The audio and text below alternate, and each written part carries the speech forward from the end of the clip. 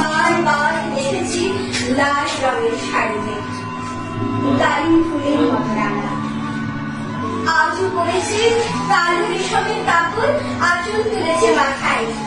প্রত্যেক নারীর জীবনে মা হওয়ার মুহূর্তটাই এক আলাদা অনুভূতি থাকে। কিছু কিছু মায়ের তাদের সেই মা হওয়ার মুহূর্তটাকে এক স্মরণীয় মুহূর্ত হিসেবে ধরে রাখতে চায়।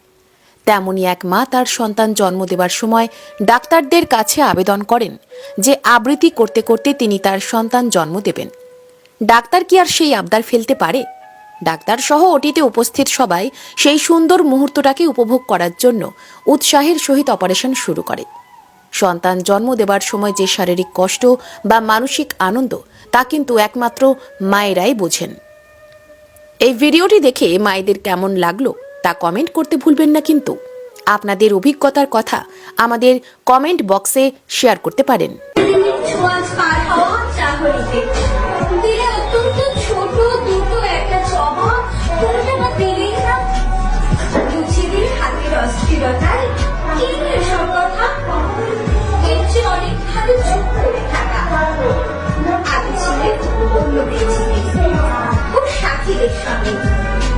একসময় আগুনের জ্বালানির কাছে আসবে, মনে হলে কম সাহস করে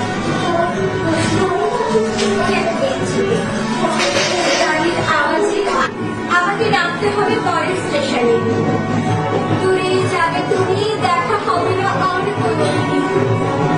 তাই যে প্রশ্নটার জবাব এত কাল থেকে আছে, আজ শুনবো তোমার করে বলে দেখো কিছুই কি নেই বাকি, একটু রইলেন চোখে। তারপর বললেন রাতের সব তারাই আছে, দিনের আদর ফিরে ফাঁকা লাগলো।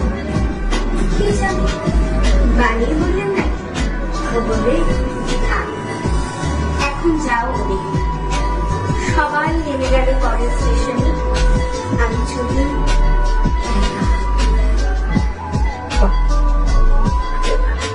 রবীন্দ্রনাথ ঠাকুরের কবিতা হারিয়ে যাওয়া।